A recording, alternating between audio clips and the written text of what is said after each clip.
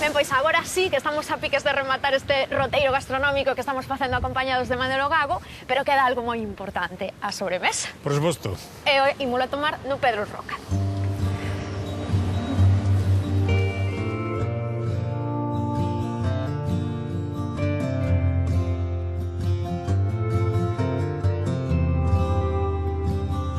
Pues estoy aquí haciendo un plato fusión. Un plato fusión. Sí, Uy. sí, de una fusión de cocina gallega con cocina mexicana. Es un matrimonio entre el nacho y la oreja. Es decir, Entre la orella de entroido. exactamente, la oreja de nuestra oreja mezclada con un poco de harina para que le dé esa consistencia de nacho crujiente, hacemos lo que son los nacho orejas, ¿no? Claro, pero los nachos son picantes. Los nachos son picantes, pero esto lo vamos a hacer dulce. Entonces, en vez de mojarlos en una salsa dulce, perdón, una salsa salada y picante, lo vamos a mojar en una salsa dulce, que va a ser chocolate, fresas y miel. Isa, esto tengo una pinta de Unha verdad. pinchaza. Pero si queréis lo probamos. Veña, ¿Parece? imos a Venga, mesa, vamos a imos probar. a mesa. I was born to laugh.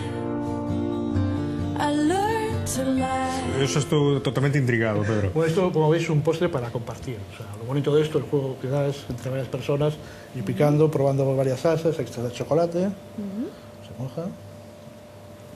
Veña, nos tamén, Sí, porque aparte, Me vais dando vuestra idea. aparte parece? isto ten unha cousa boa, que co complicado que é sacar a forma das orellas un pouco en cociña, pois desta forma un pouco...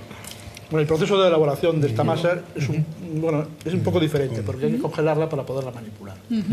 Para conseguir orejas de este tamaño sin que se doblen, a meterlas en el sartén, es conveniente antes congelarlas, endurecerlas y freírlas para que queden así, para darle la forma de nacho, ¿no?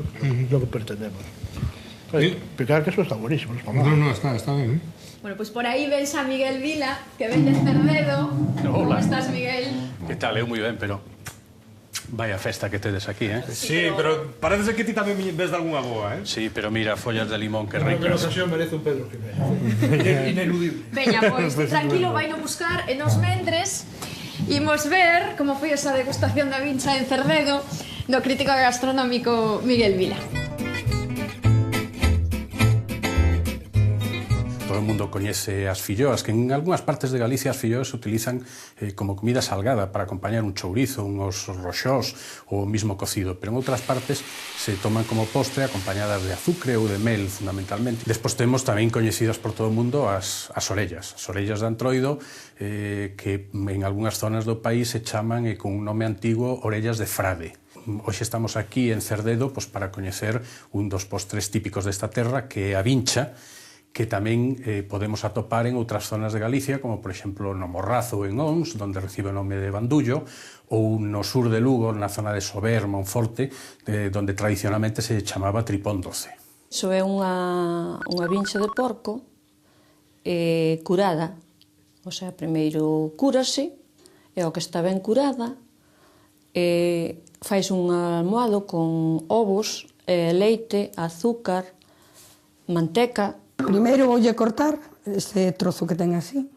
Quitámoslo.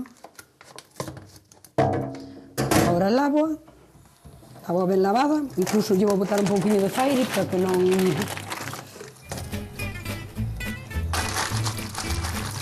Agora doulle a volta. Tengo que abrirla un pouquinho máis. Abrina pouco.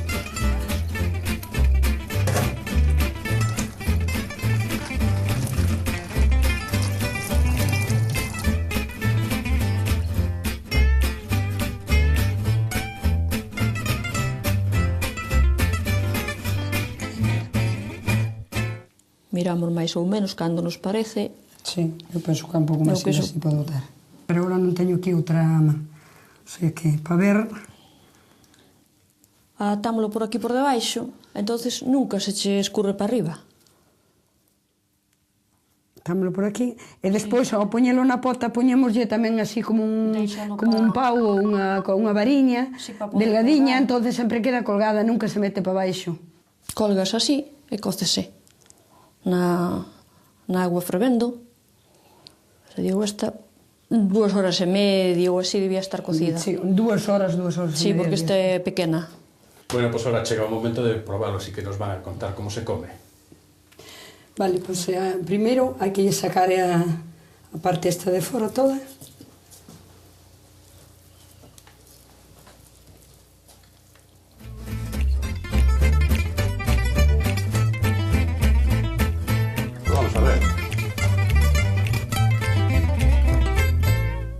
Ben, Miguel, é a vincha a mellor sobremesa do Entroido ou atreveste a probar outras diferentes? A ver, as sobremesas do Entroido son todas riquísimas, absolutamente riquísimas. A vincha é espectacular. Ten a ventaxa, digamos, no seu favor de que é pouco coñecida, non hai poucas zonas de Galicia onde se fai. Manolo, Miguel Vila ven de tomar un cocido tradicional, non? No Raíña Lupa. Que tal estaba, por certo? Estaba bon, Estaba fantástico. A veces pois está moi ben darnos unha enchenta como esta Reina Lupa, e outras veces pois tamén te apetece tomar un cocido, imagínate, despois de 7 platos pequenos que te van a dar toda unha viaxe por sabores moi distintos, non? Por propoñer un caso dos menús de degustación que hoxe en día pois son unha proposta moi habitual, non? O ano ten 365 días.